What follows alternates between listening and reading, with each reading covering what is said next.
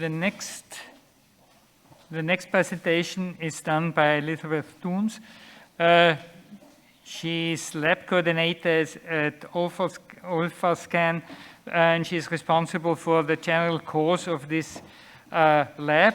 But she's also doing different studies in progress. In this non-ordinary lab, they strive to continuously improve their methods and to screen different kinds of organic compounds in air and materials, and to develop also new methods. Today she will present a study about different sampling techniques to analyze siloxanes in biogas, and we're looking forward to your presentation. Thank you for the introduction. As said, I'm going to present to you the study on analysis of siloxanes in biogas by TDG-CMS. Due to the accelerating consumption of finite energy sources, there's a higher demand of renewable and clean resources. Therefore, the production of biogas has become more important.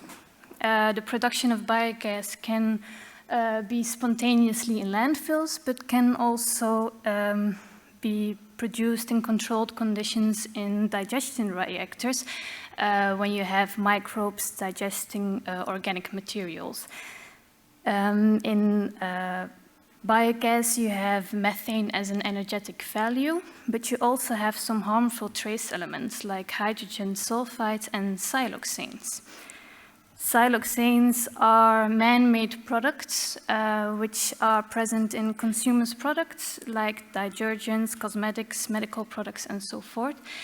And when rinsed off or discarded by the consumer, they come in wastewaters and landfills. Siloxanes themselves are not harmful for the environment, but when they're present in biogas used for combustion engines and turbines, they can be a problem because during combustion, silicon dioxide particles can cause some buildup in engines, overheating, frequent maintenance, and this can cause also some higher air pollution emissions. Therefore, the study we started to develop to know the concentrations of siloxanes in biogas, because there are also some European biomethane standards. As you can see, less than 1 milligram per cubic meter can be used for grid injections and less than 0.5 in traffic use. So it's important to have a method with a low limit of detection. So we used the TDG-CMS to calibrate, and we calibrated some siloxanes from L2 to L5. These ones are the most abundant in biogas, so we use these linear and cyclic siloxanes to make a method on the TDG-CMS. When this method was good, we looked at how to sample biogas on site. We tried 3 different methods. We have carbon graphite sorbent tubes that we draw biogas on site onto the sorbent tubes with a pump. We also have the Nylophane sampling bags, which you can load into an airtight barrel. And when you have a pump to get an under pressure in the barrel, you can fill the sampling bag with biogas. And then thirdly, you also have a canister. This one was a selenite coated canister. This you put on vacuum, and on site you can open it and it draws the biogas in the canister within seconds. When transported to the lab, the biogas in the sampling bags and in the canister should also be loaded onto a sorbent tube, and then the sorbent tubes can be analyzed on the TDG-CMS. The canister takes our preference because it's a very quick and easy method, because you don't need any extra material.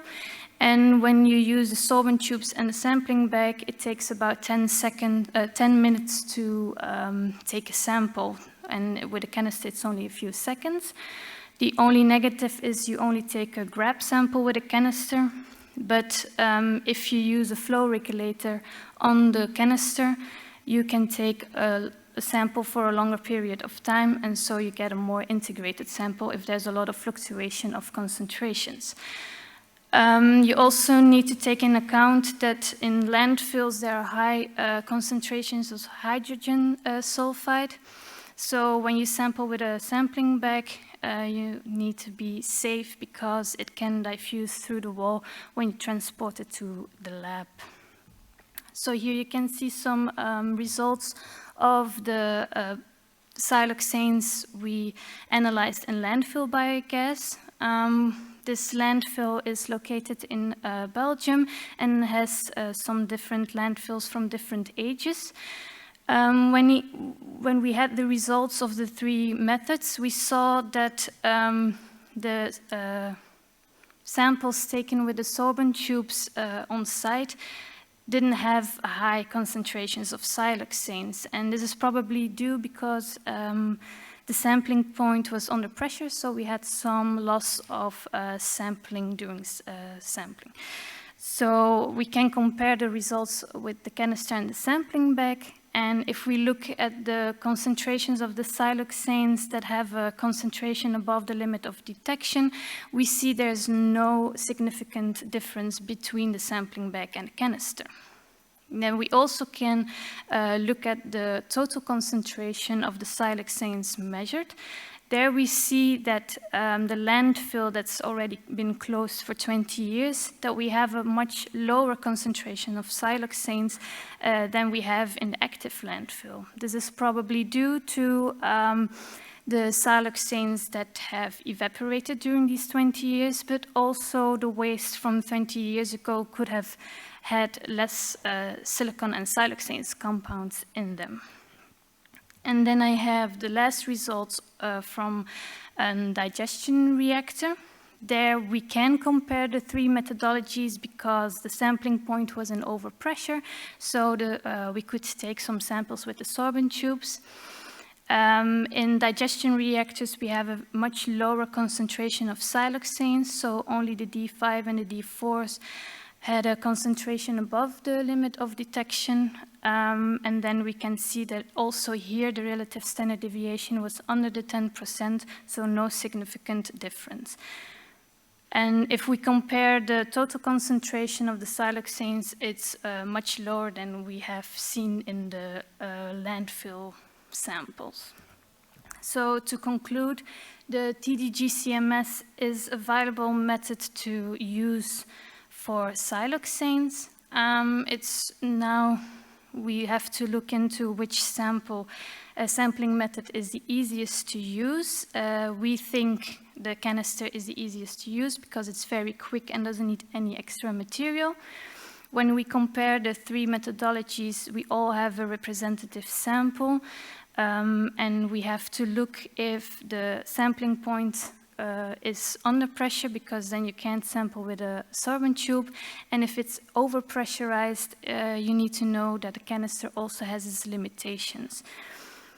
In the 3 methodologies, we had a good recovery of the siloxanes, and at last we also saw that landfill biogases had much higher concentrations of siloxanes than we had in digestion reactors.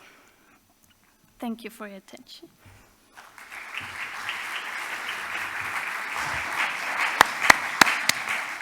Thank you very much.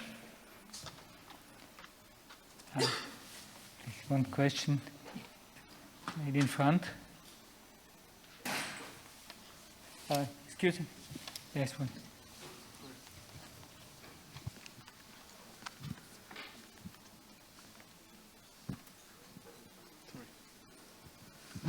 Thank you very much for your nice presentation. And I have 2 questions. Which column did you use in the DCMS, DB5 or TRV624? And if you have any kind of contamination once the column was getting older, because they degrade given siloxanes, so did you have any problem? Yes, we just used a normal column. We also use for VOC method. we sometimes have some contamination of siloxanes, but these ones are different from the ones we find in biogas. We also calibrated our siloxanes from biogas, so we can see if there's some differences. Thank you.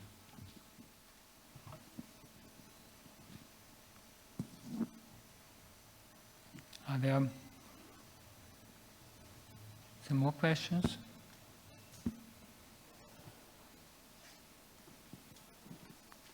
So, thank you very much for your presentation.